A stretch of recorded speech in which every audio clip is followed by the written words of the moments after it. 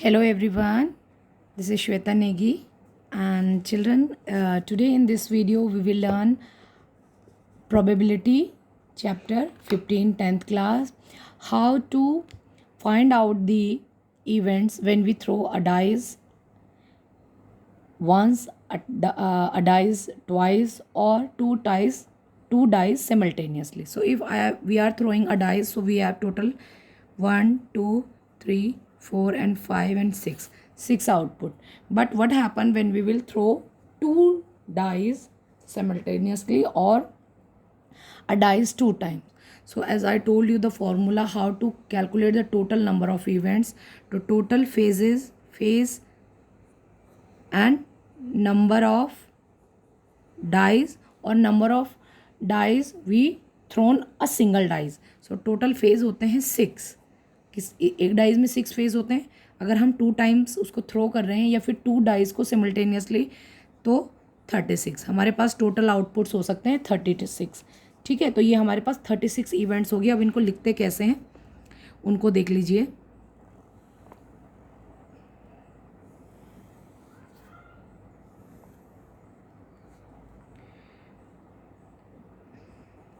One 2 3 4 5 and 6 number हम ऐसे vertically लिख लेते हैं, हॉरिजॉन्टली. और वैसे ही 6 नंबर हमने क्या करने हैं, इस तरीके से भी लिखने हैं. 1 2 3 4 5 6. सपोज़ ये हमारा डाई 1 है और ये हमारे पास क्या है, डाई 2 है.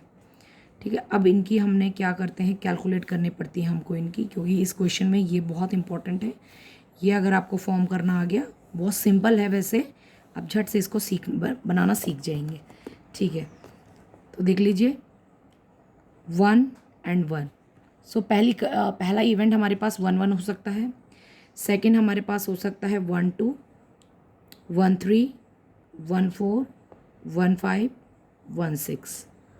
ठीक है, दूसरा इवेंट हमारे पास हो सकता है 2 1 2 2 2 3 2 4 2 5 2 6 3 1 3 2.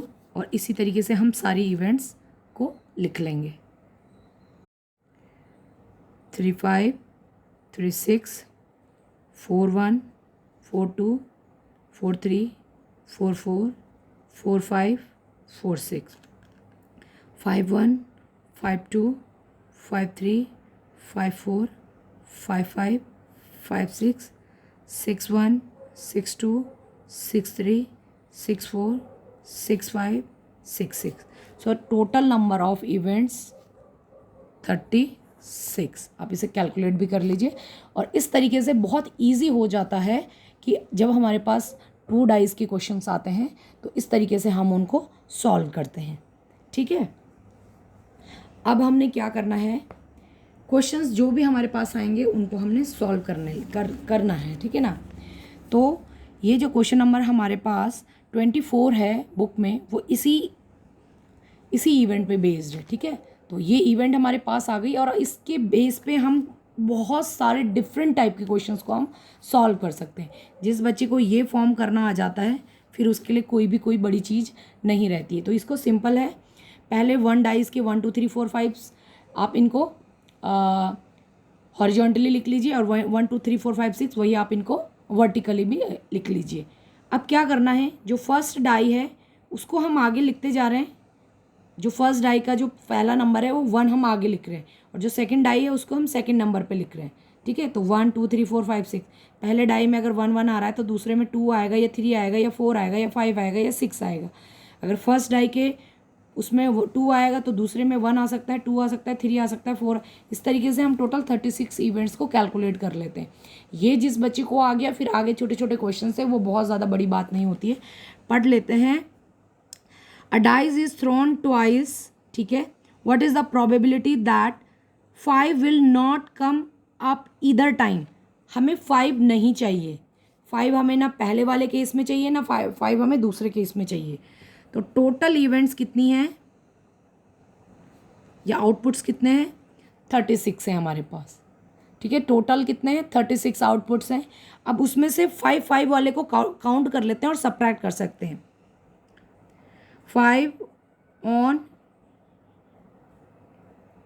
ईदर टाइम, कितने टाइम्स आया है 5, 1 2 3 4 5 6 7 8 9 10 एंड 11, कितने टाइम 11 टाइम। तो वो केसेस हमारे पास 11 है जिसमें कि 5 हमारे पास आया है। देखो यहाँ पे एक बारी 5 आया है, यहाँ पे एक बारी 5 आया है, यहाँ पे एक बारी 5 आया है, यहाँ पे एक बारी 5 आया है, और इसमें तो पूरे 5 आ रहे हैं। 1 2 3 4 5 6 6 एंड 4 9 एंड 10 और 1 11। तो 5 जब नहीं आया होगा, outputs when 5 not come up either time। तो जब 5 नहीं आया होगा, 36 में से 11 माइनस कर दीजिए तो कितना आ गया हमारे पास 5 एंड 2 25। ठीक है, तो प्रोबेबिलिटी ऑफ इस इवेंट की कितनी हो गई हमारे पास, जो इवेंट हमने करी है ऊपर 25/36। ठीक है, दूसरा है 5 विल कम एटलीस्ट वंस। ठीक है, एटलीस्ट एक बारी तो हमें 5 चाहिए, चाहे पहले वाले डाई में आए या सेकंड वाले में आए। तो वो इवेंट्स कितनी है हमारे पास, जबकि हमारे पास 5 आया था, तो 11 इवेंट्स है हमारे पास। कितनी 11 इवेंट्स। तो इसकी सेकंड वाले की क्या प्रोबेबिलिटी हो जाएगी 11/36। जब 5 आया है इधर साइड में, चाहे पहले वाले में आए चाहे सेकंड वाले में आए, किसी एक में हमारे पास 5 चाहिए, तो इसकी हो गई हमारे पास 11/36। इस तरीके से बच्चे आप किसी भी तरीके का क्वेश्चन सॉल्व कर सकते हैं। ठीक है, जो भी आपके पास हो, तो इस तरीके से आपके पास अलग अलग टाइप के क्वेश्चंस आ सकते हैं। और इस इवेंट को देख करके, ये जो इवेंट का हमने बनाया है यहाँ पे, ये इंपॉर्टेंट है, उसके बेस पे आप कोई सा भी क्वेश्चन सॉल्व कर सकते हैं। ठीक है, तो इस तरीके से ही हमारी एक्सरसाइज आज ओवर हो जाती है। ठीक है, बाकी जो रिमेनिंग क्वेश्चन है वो सिमिलर है, तो आप लोग अपने से ट्राई करेंगे। If you find this video useful for you, do not forget to like it. Thank you children.